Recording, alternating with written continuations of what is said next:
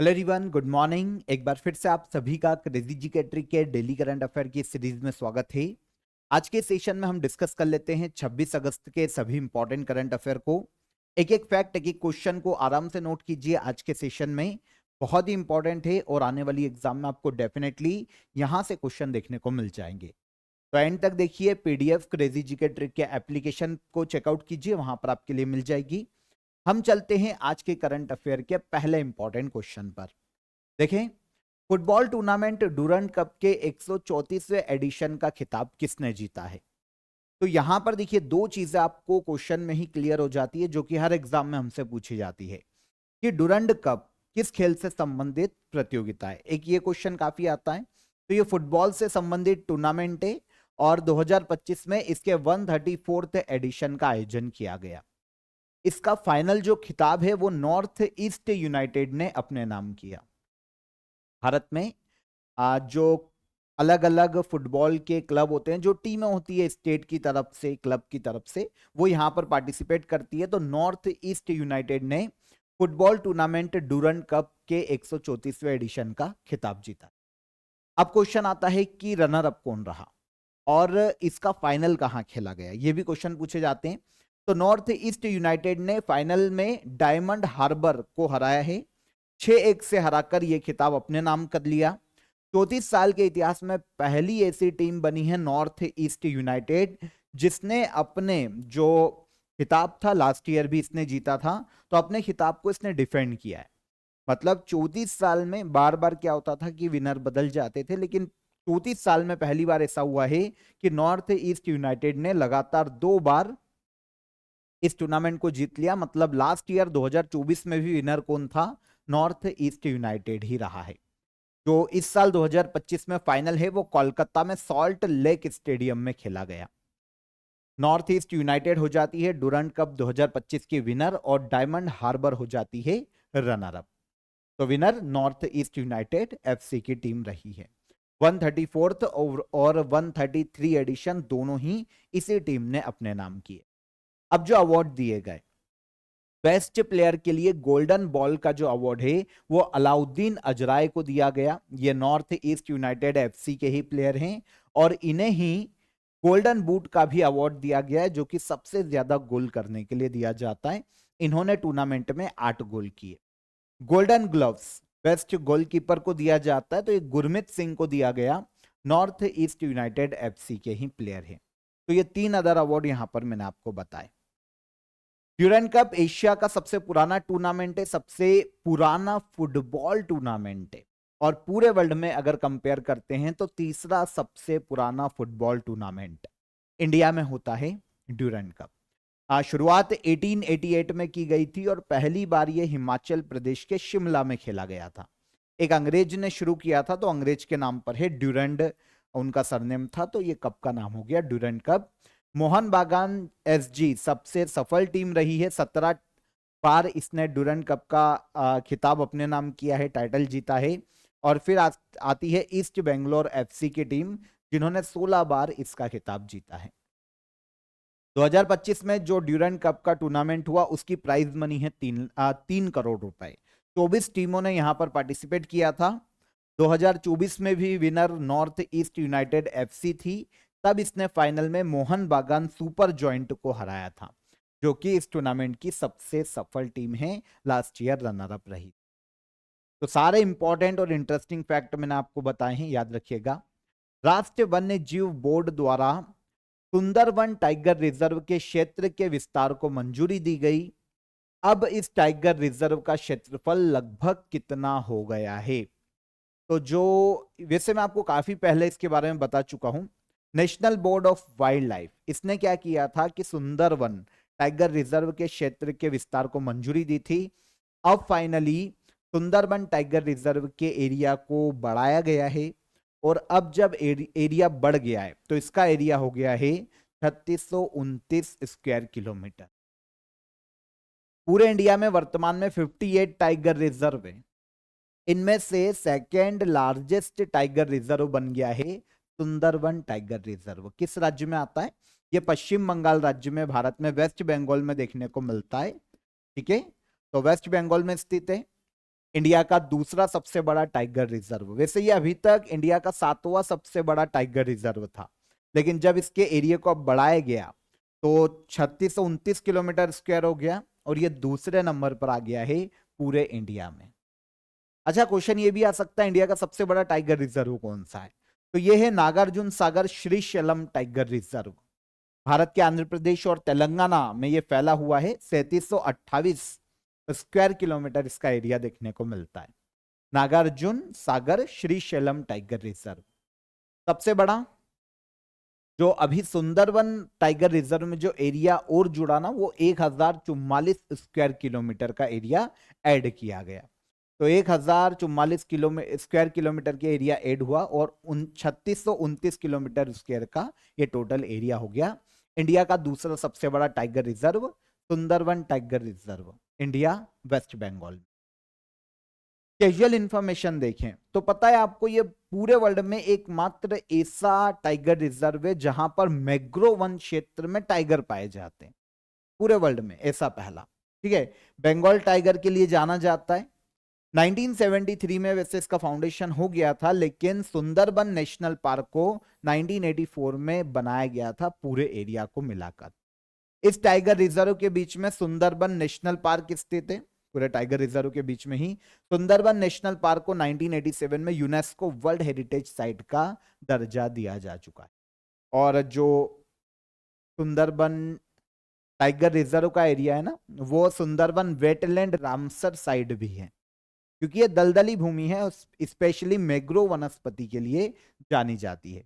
तो Ramsar site भी हो जाता है और यूनेस्को वर्ल्ड हेरिटेज साइट भी हो जाता है, क्योंकि वर्ल्ड का सबसे बड़ा डेल्टा गंगा ब्रह्मपुत्र का डेल्टा कहीं ना कहीं यहीं से होता हुआ अलग अलग ट्रिब्यूटरीज में देखने को मिलता है। बाउंड्री सुंदरबन टाइगर रिजर्व की ईस्ट बाउंड्री बांग्लादेश के साथ अपनी बाउंड्री शेयर करती है। साउथ की जो बाउंड्री है वो बे ऑफ बंगाल, जो बंगाल की खाड़ी का एरिया है, वहां से टच होती है। वेस्ट में आते हैं तो इसकी पश्चिमी सीमा एक नदी डिसाइड करती है जिसका नाम है मातला रिवर। यह वेस्ट बंगाल में बहती है।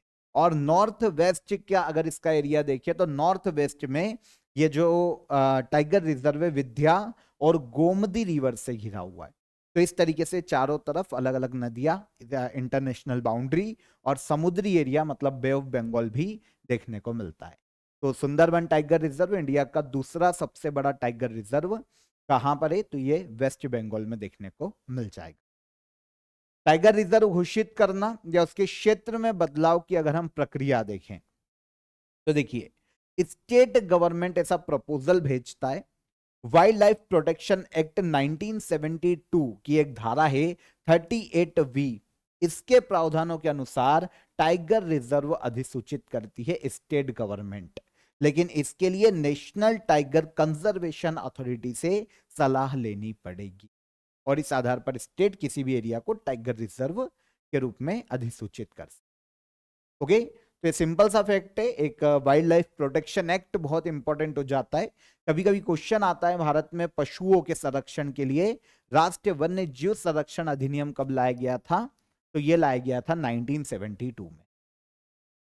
आपका ऑफर ऑफ द डे बता देता हूं आप सभी के लिए, वन स्टॉप सॉल्यूशन, जो कि हमारा करंट अफेयर का ईयरली पैकेज है। आप इसे ज्वाइन कर सकते हैं काफी अफोर्डेबल प्राइस में। हिंदी और इंग्लिश दोनों ही लैंग्वेज में ये अभी के लिए आपको अवेलेबल है। डिस्क्रिप्शन में मैंने आपको इसकी लिंक दे दी है, वहां पर क्लिक करके आप इसे डायरेक्ट अवेल कर सकते हैं।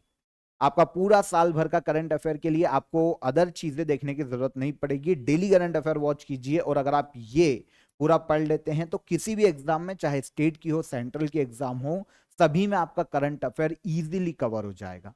ओके, क्योंकि यहां पर आपको ई बुक मिल जाती है, पीडीएफ मिल जाती है 200 से ज्यादा करंट अफेयर की, 500 से ज्यादा टेस्ट और क्विज आप इसमें लगा पाएंगे।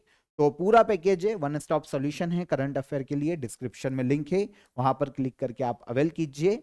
हिंदी और इंग्लिश दोनों के लिए लिंक है। ओके, तो ध्यान से देखिएगा और ध्यान से इसको अवेल कीजिएगा। कोई भी हर्डल आता है, आपको कोई भी प्रॉब्लम आ रहा है तो हेल्पलाइन नंबर पर कॉल कर लीजिए। तब तक हम चलते हैं अगले क्वेश्चन पर।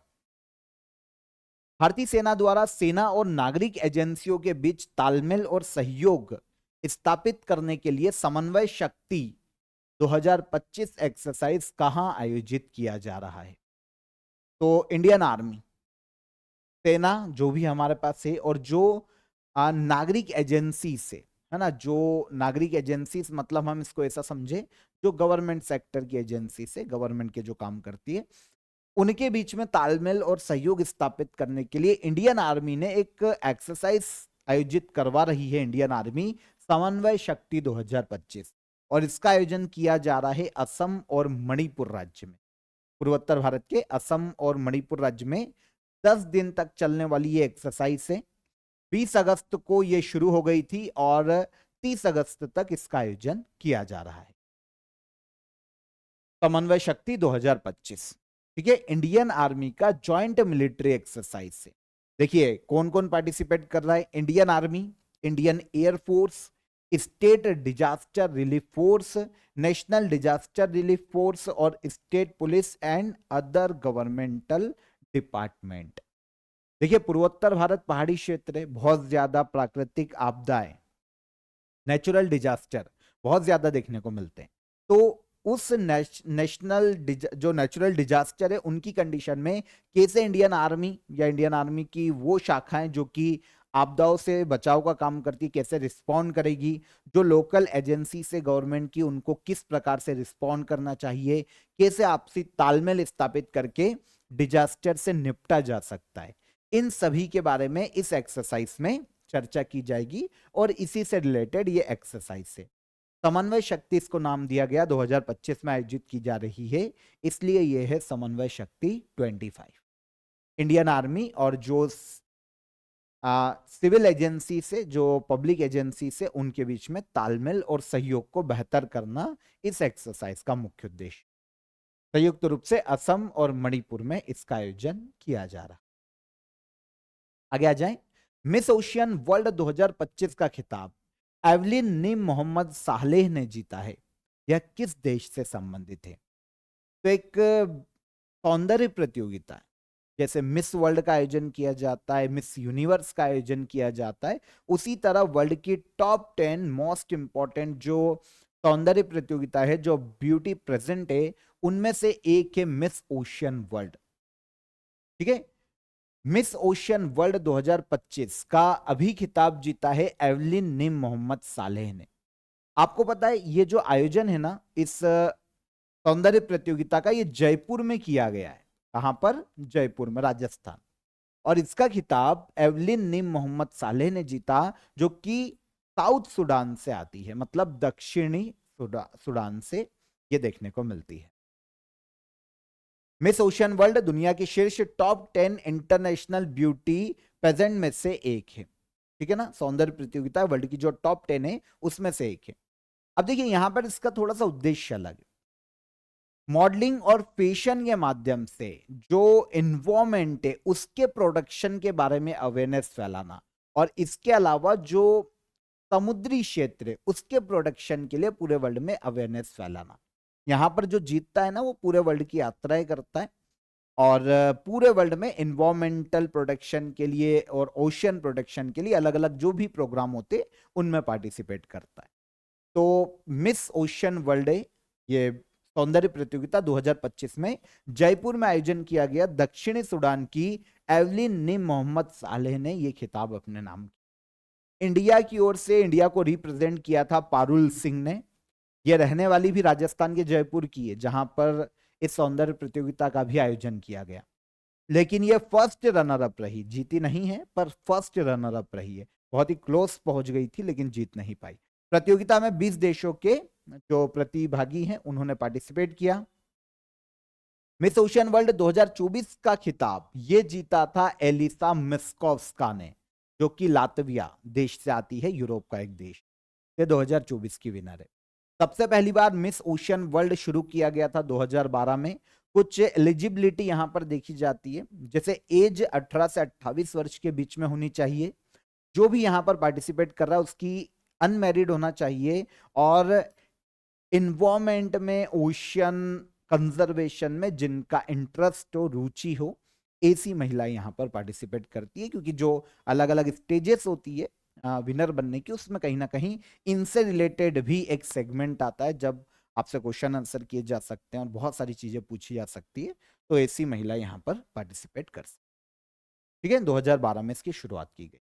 तो 2025 में विनर कौन रही? एवलिन निम मोहम्मद सालेह। कहां की है? दक्षिणी सूडान। एशिया प्रशांत प्रसारण विकास संस्थान का कार्यकारी अध्यक्ष किसे नियुक्त किया गया है? Asia Pacific institute for broadcasting development, इसके एग्जीक्यूटिव चेयरमैन के रूप में अपॉइंट किया गया है 2025 में इंडिया को। कौन अपॉइंट हुआ? India appoint. देखिए, अभी एक इसकी जनरल कॉन्फ्रेंस का आयोजन किया गया था थाईलैंड के फुकेट नाम के प्लेस पर। 23वीं Asia Pacific institute for broadcasting department की जनरल कॉन्फ्रेंस आयोजित की गई। अब यहां पर इंपॉर्टेंट यह है कि जनरल कॉन्फ्रेंस की भी अध्यक्षता इंडिया के पास है, इसीलिए इंडिया के गौरव द्विवेदी, ठीक है, जो कि प्रसार भारती के सीईओ हैं और इस समय ये इस जनरल कॉन्फ्रेंस के अध्यक्ष के तौर पर कार्य कर रहे हैं, तो इन्होंने अध्यक्षता की थी। तो इनकी अध्यक्षता में ये 23वीं जनरल कॉन्फ्रेंस आयोजित की गई AIBD की, और यहां पर इंडिया को एग्जीक्यूटिव चेयरमैन के रूप में अपॉइंट किया गया है। देखिए, दोनों का काम अलग होता है।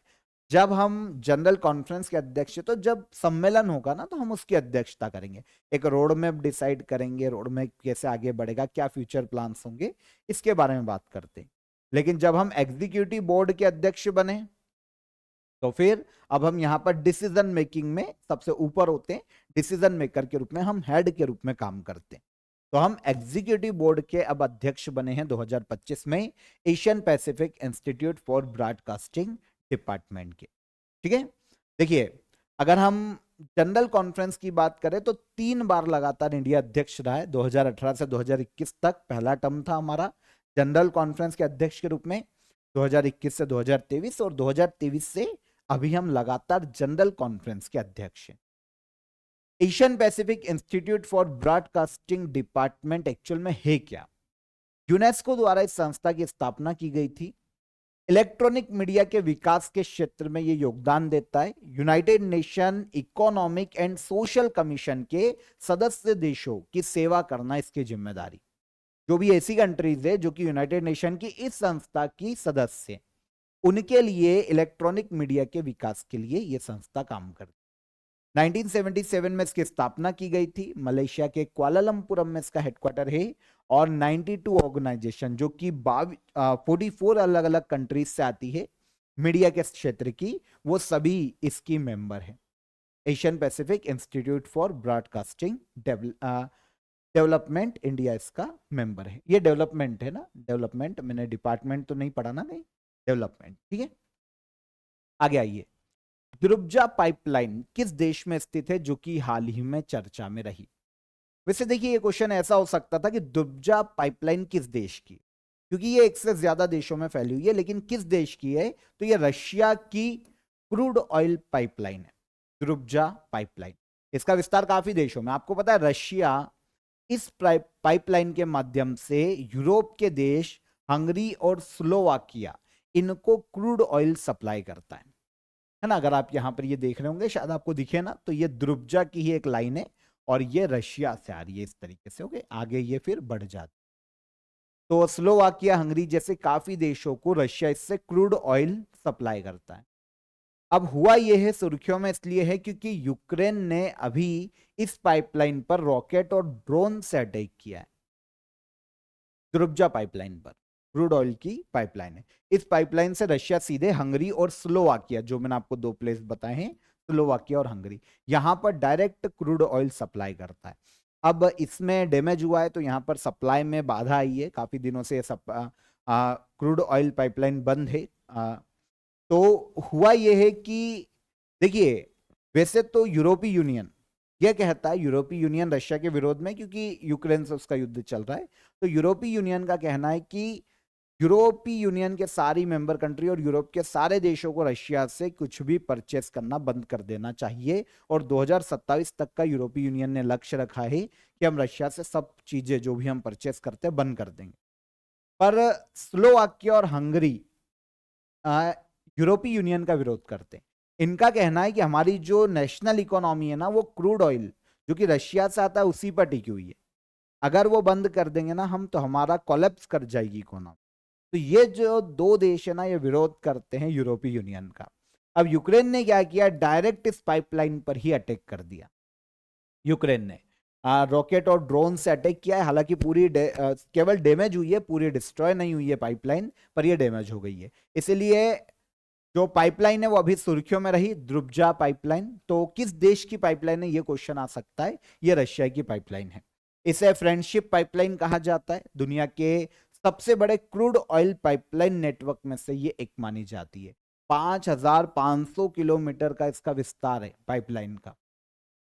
पाइपलाइन रशिया से शुरू होकर बेलारूस और यूक्रेन होते हुए स्लोवाकिया, हंगरी तक क्रूड ऑयल की आपूर्ति करती है। द्रुब्जा पाइपलाइन क्रूड ऑयल की पाइपलाइन है। यूरोप में किस देश की है, तो ये रशिया की है। पहले खेलो इंडिया वाटर गेम्स 2025 के मेडल टैली में किसने शीर्ष स्थान प्राप्त किया है? पहले खेलो इंडिया वाटर गेम्स, इनका आयोजन किया गया था जम्मू कश्मीर के डल लेक पर। और मेडल टैली में वाटर गेम्स में पहले स्थान पर रहा है मध्य प्रदेश राज्य। 2025 में पहली बार ही खेलो इंडिया वाटर गेम्स का आयोजन किया गया। देखिए पूरी डिटेल समझ लेते हैं।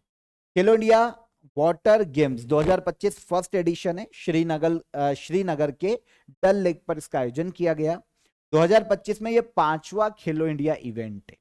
दूसरे भी आयोजित किए जा चुके हैं, जैसे बीच गेम्स और अदर जो गेम्स है।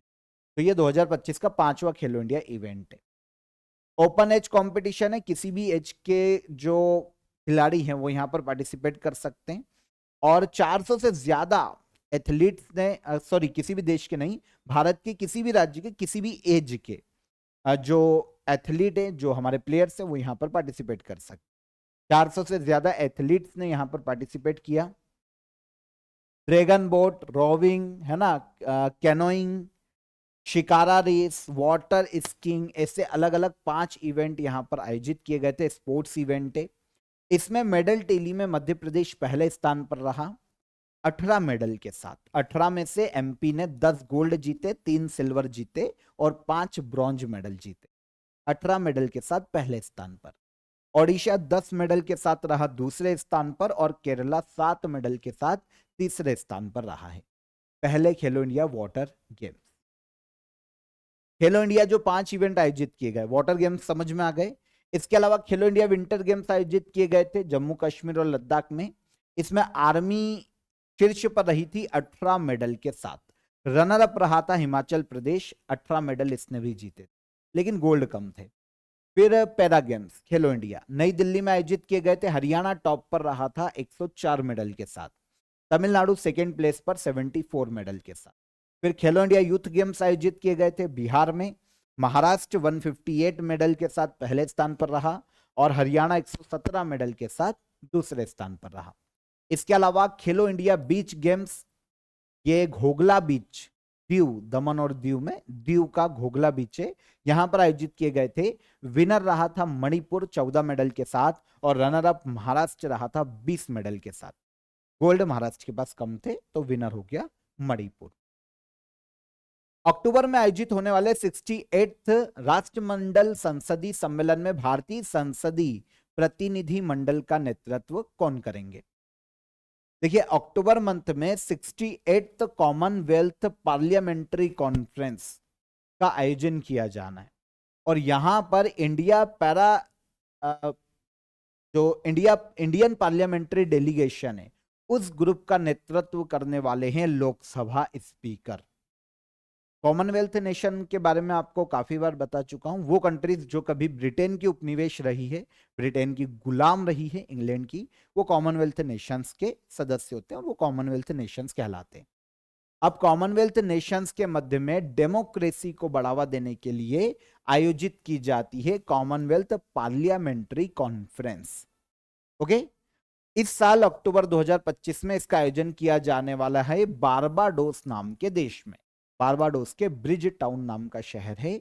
यहां पर 68th कॉमनवेल्थ पार्लियामेंट्री कॉन्फ्रेंस आयोजित की जाएगी। इसमें जो इंडियन पार्लियामेंट्री डेलीगेशन जाएगा ना, उसका नेतृत्व करेंगे लोकसभा स्पीकर और ये वर्तमान में कौन है? ओम बिरला। इनके अलावा राज्यसभा के डिप्टी चेयरमैन जो कि हरिवंश जी हैं, ये जाएंगे। स्टेट और यूनियन टेरिटरीज के विधानमंडल के जो प्रिसीडिंग ऑफिसर्स हैं वो पार्टिसिपेट करेंगे, और अदर जो हमारे इंडियन रीजन को, अलग अलग क्षेत्र को रिप्रेजेंट करने वाले जो डेलीगेट्स हैं वो भी यहाँ पर पार्टिसिपेट करने वाले। तो लोकसभा स्पीकर ओम बिरला इस डेलीगेशन ग्रुप का नेतृत्व कर। अच्छा, उद्देश्य मैं आपको बता ही चुका हूं। दुनिया भर की जो पार्लियामेंट्री जो कॉमनवेल्थ के सदस्य देश है ना, उनकी पार्लियामेंट्रीज या फिर जो सांसद है पार्लियामेंट के, जो मेंबर है, एमपीज हम बोल सकते हैं, मेंबर ऑफ पार्लियामेंट, उनके लिए एक मंच है जहां पर वो डेमोक्रेसी को और मजबूत कैसे किया जा सकता है, कैसे उस पर ट्रस्ट बढ़ाया जा सकता है, इन सभी मुद्दों पर चर्चा करते हैं।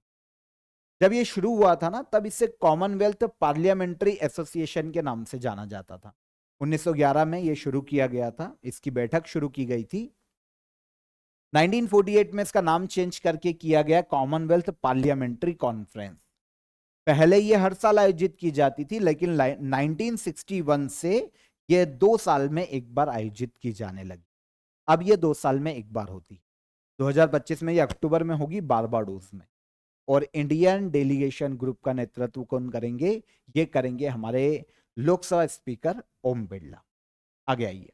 भारतीय विज्ञापन एजेंसी संघ ने किसे अपना अध्यक्ष नियुक्त किया है? भारतीय विज्ञापन agency, advertising agency association of India, इसने अपना अध्यक्ष नियुक्त किया है श्रीनिवासन के स्वामी को। कौन बने हैं? श्रीनिवासन के स्वामी। एक फॉर्मर चेयरमैन की बात करते हैं तो ये प्रशांत कुमार रहे हैं, और अभी 2025-26 के लिए पुनः अध्यक्ष, मतलब पहले भी एक बार अध्यक्ष रह चुके हैं श्रीनिवासन के स्वामी, और अब 2025 में एक बार फिर से 1 साल के कार्यकाल के लिए श्रीनिवासन के स्वामी को association of Indian advertising agency का अध्यक्ष नियुक्त किया गया, या फिर इसको आप बोल सकते हैं advertising agencies association of India के अध्यक्ष बने। ठीक है, देखिए अगर इस एजेंसी की बात करें कि इसका काम क्या होता है, भारत में जितनी भी एडवर्टाइजिंग एजेंसी है उनकी सर्वोच्च संस्था है।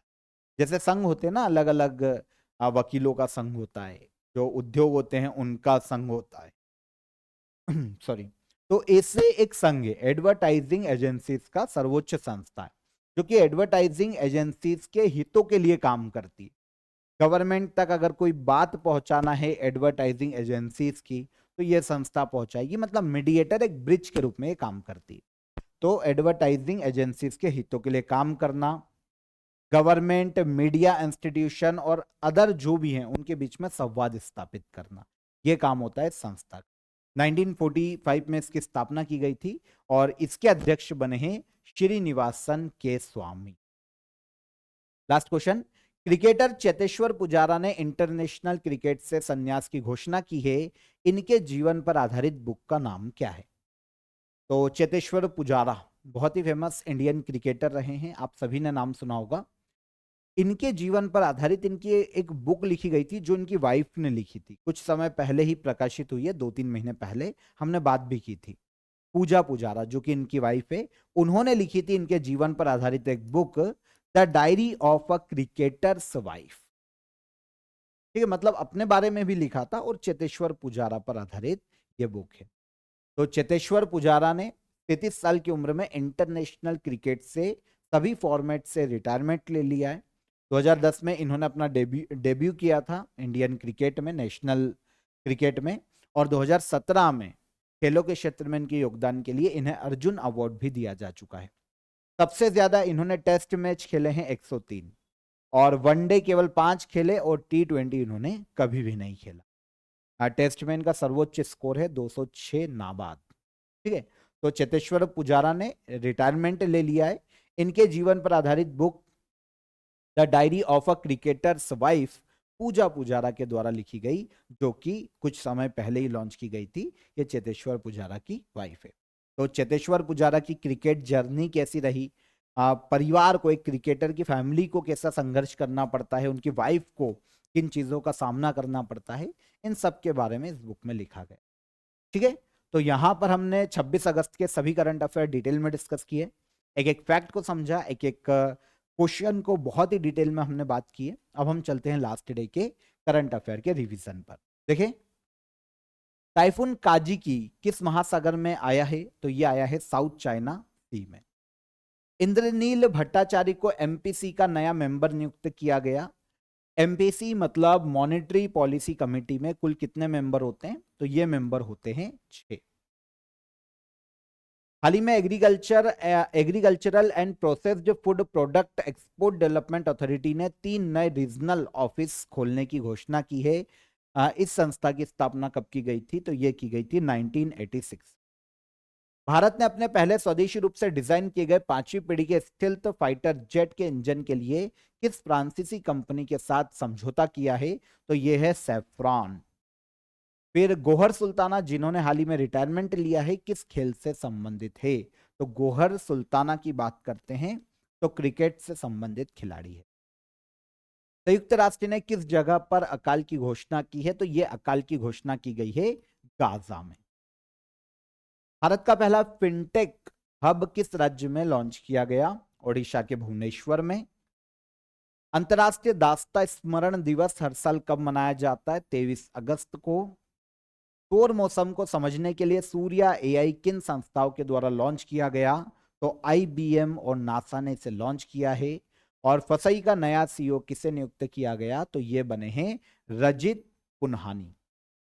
ये सारे करंट अफेयर कल के सेशन के हमने डिटेल में डिस्कस कर लिए, रिवाइज कर लिए कल के सेशन के करंट अफेयर को। अब चलते हैं हम क्वेश्चन ऑफ द डे के आंसर पर।